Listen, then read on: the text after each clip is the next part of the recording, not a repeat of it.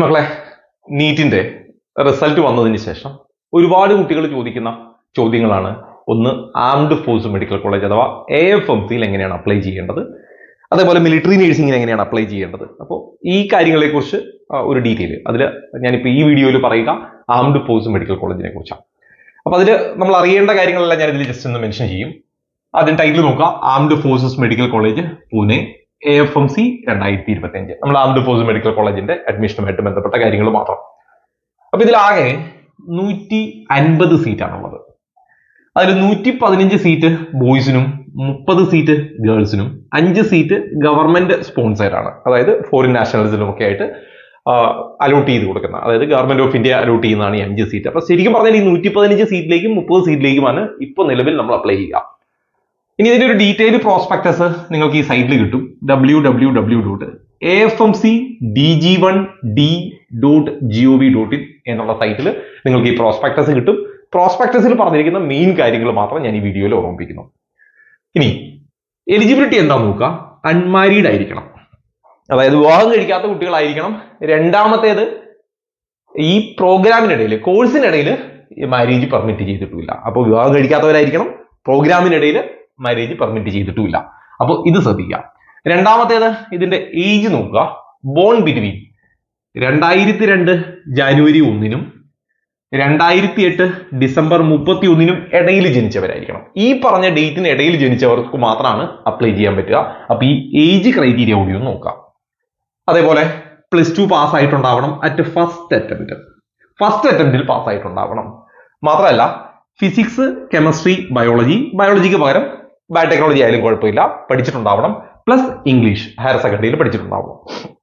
അതിൽ physics, chemistry, ബയോളജിക്ക് 3 കൂടെ ചേർത്ത് 60% മാർക്ക് ഉണ്ടാവണം.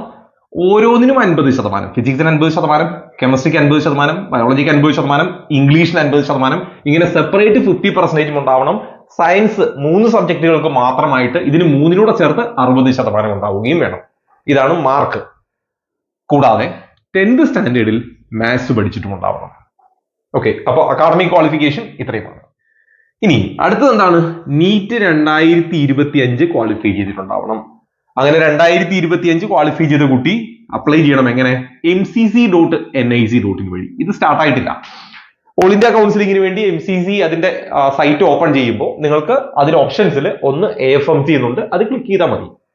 അപ്പൊ ചോദിക്കും എത്ര മാർക്ക് കിട്ടിയാലാണ് AFMC കിട്ടുക? അത് നമുക്ക് പറയാൻ പറ്റൂല. നിങ്ങൾക്ക് AFMC കിട്ടിയാൽ പോകുമെന്നുണ്ടെങ്കിൽ നിങ്ങൾ ഓപ്ഷൻ കൊടുക്കുക എന്നുള്ളത് മാത്രമാണ് അതിനുള്ള വഴി. ഓക്കെ, ഇത്ര മാർക്ക് കിട്ടിയവർക്കേ പറ്റുമെന്നില്ല. അതിന്റെ റീസൺ കൂടി ഞാൻ പറയും. ഇങ്ങനെ AFMC ചൂസ് ചെയ്യുന്നത്, ഇപ്പൊ 1ാമത്തെ റാങ്ക് കിട്ടിയ കുട്ടി AFMC ചൂസ് ചെയ്തില്ല എന്ന് വിചാരിക്കുക, 2ാമത്തെ റാങ്ക് കിട്ടിയ കുട്ടിയും AFMC ചൂസ് ചെയ്തില്ല എന്ന് വിചാരിക്കുക. അങ്ങനെ ചൂസ് ചെയ്യുന്ന 3ാമത്തെ ആൾ ചൂസ് ചെയ്തു, 4-5 ആൾക്കാർ ചൂസ് ചെയ്തില്ല. അങ്ങനെ ചൂസ് ചെയ്തവരിൽ നിന്ന്, അതായത് AFMC ഓപ്റ്റ് ചെയ്തവരിൽ നിന്നാണ് സ്ക്രീനിങ് ലിസ്റ്റ് തയ്യാറാക്കുക. ആ സ്ക്രീനിങ് ലിസ്റ്റ് എത്ര പേരുണ്ടാവും? 2000 പേരുടെ, അതായത് റാങ്ക് അനുസരിച്ച് ആദ്യത്തെ AFMC ചൂസ് ചെയ്ത, AFMC വേണമെന്ന് ആഗ്രഹിക്കുന്ന ഓപ്ഷനിൽ കൊടുത്ത 2000 കുട്ടികളെ സെലക്ട് ചെയ്യും. ആ 2000-ൽ 1600 ബോയ്സും ഉണ്ടാവും, 400 ഗേൾസും ഉണ്ടാവും.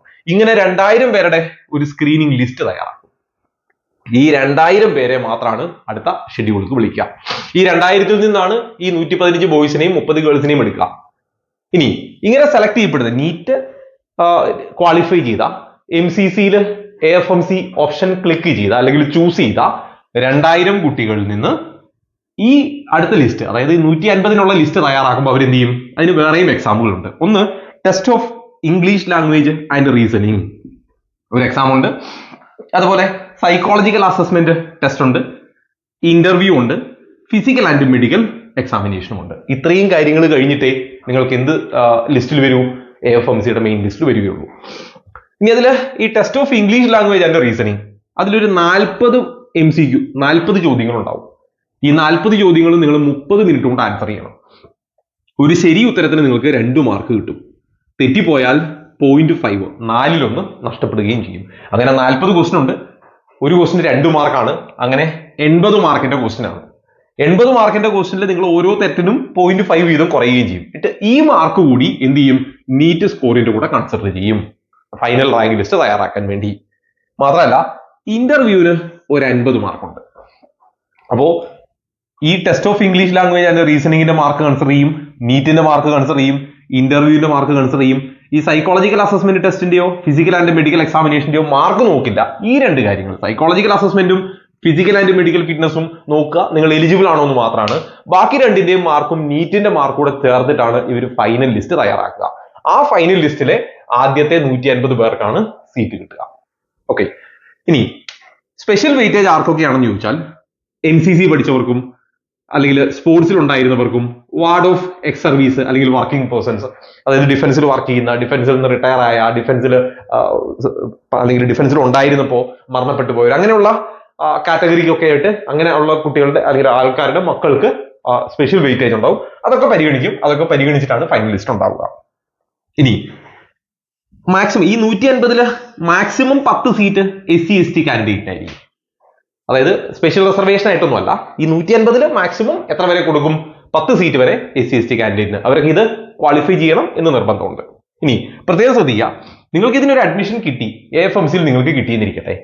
അഡ്മിഷൻ കിട്ടി 7 ദിവസങ്ങൾക്ക് ശേഷം, 7 ദിവസങ്ങൾക്ക് മുമ്പ് നിങ്ങൾ വേണ്ട എന്ന് വിചാരിച്ച് പുറത്തു വന്നാൽ കുഴപ്പമില്ല. 7 ദിവസങ്ങൾക്ക് ശേഷം നിങ്ങൾ ഈ കോഴ്സ് ഡിസ്കണ്ടിന്യൂ ചെയ്താൽ നിങ്ങൾ ഒരു 69 ലക്ഷം 69 lakh ആണ് നിങ്ങൾ ബോണ്ട് അല്ലെങ്കിൽ നിങ്ങൾ ഫൈൻ ചെയ്യേണ്ടത്. അതായത് നിങ്ങളൊരു ബോണ്ട് അവിടെ സൈൻ, നിങ്ങളുടെ പേരൻസ് അവിടെ ബോണ്ട് സൈൻ ചെയ്യേണ്ടതുണ്ട്. അത് 69 lakh ആണ്. അത് ശ്രദ്ധിക്കുക. അപ്പൊ ഇത്രയും സീറ്റേ ഉള്ളൂ. അതിന് അപ്ലൈ ചെയ്യേണ്ട വിധം എന്താണെന്ന് ഞാൻ പറഞ്ഞു. അപ്പൊ നിങ്ങൾക്ക് AFMC താല്പര്യപ്പെടുന്നുണ്ടെങ്കിൽ MCCയുടെ സൈറ്റ് ഓപ്പൺ ആകുമ്പോൾ നിങ്ങൾ ഓപ്ഷൻ കൊടുക്കുമ്പോൾ AFMC കൂടി ഓപ്ഷൻ കൊടുക്കുക. നിങ്ങൾ ആദ്യത്തെ 2000 വരുന്നുവെങ്കിൽ അപ്പൊ നിങ്ങൾക്ക് എത്ര മാർക്ക് കിട്ടിയാലെന്നില്ല കേട്ടോ. നിങ്ങൾക്ക് നിങ്ങൾക്ക് എലിജിബിൾ ആണോ നിങ്ങൾക്ക് അപ്ലൈ ചെയ്യാം. അപ്ലൈ ചെയ്ത് നിങ്ങൾ ആദ്യത്തെ 2000 വരുന്നുവെങ്കിൽ നിങ്ങളെ സ്ക്രീനിങ് ലിസ്റ്റിന് വിളിക്കും. അപ്പൊ ആ 2000 വരാൻ നിങ്ങളുടെ മാർക്ക് മതിയാവൂ എന്നുള്ളത് നിങ്ങൾക്ക് മുമ്പുള്ളവർക്കും നിങ്ങൾക്ക് ശേഷമുള്ളവരെയൊക്കെ ബാധിച്ചിരിക്കും. അതുകൊണ്ട് നിങ്ങൾക്ക് താല്പര്യം ഉണ്ടെങ്കിൽ നിങ്ങളുടെ മാർക്ക് നോക്കിയിട്ടല്ല, നിങ്ങൾ അപ്ലൈ ചെയ്യുക. അവർ അതിൽ നിന്ന് സ്ക്രീനിങ് ലിസ്റ്റ് തയ്യാറാക്കിക്കൊള്ളും. അപ്പൊ ഇതാണ് അതിൽ ചെയ്യേണ്ടത്. സെപ്പറേറ്റ് ഒന്നും ചെയ്യേണ്ടതില്ല. MCCയുടെ സൈറ്റിൽ രജിസ്റ്റർ ചെയ്താൽ മതി. ഈ പ്രൊസീജിയർ ഒക്കെ നിങ്ങൾ ഫോളോ ചെയ്യേണ്ടതുണ്ട്. അതിപ്പോഴല്ല, സ്ക്രീനിങ് ലിസ്റ്റ് വന്നതിന് ശേഷം. സ്ക്രീനിങ് ലിസ്റ്റ് വരുമ്പോൾ ഈ സൈറ്റിൽ അതിന്റെ അപ്ഡേറ്റ് ഉണ്ടാവും. അപ്പൊ ആ അപ്ഡേറ്റ് നോക്കി നിങ്ങൾക്ക് ബാക്കി പ്രൊസീജിയർ ചെയ്യാവുന്നതാണ്. ബാക്കി അപ്ഡേറ്റ് വരുമ്പോൾ ഞാൻ കമ്മ്യൂണിറ്റിയിൽ പോസ്റ്റ് ചെയ്യാം. കമ്മ്യൂണിറ്റിയുടെ ലിങ്ക് ഞാൻ ഈ കമന്റ് ബോക്സിൽ പിൻ ചെയ്തിട്ടുണ്ട്. എൻട്രൻസ് സംബന്ധമായ വാർത്തകളും അപ്ഡേഷനുകളും ഏറ്റവും വേഗം ആധികാരികമായി അറിയാൻ സബ്സ്ക്രൈബ് ചെയ്യുക, ബെൽ ഐക്കൺ അമർത്തുക. ഈ വീഡിയോ മറ്റു സുഹൃത്തുക്കളിലേക്കും ഷെയർ ചെയ്ത് നൽകുക.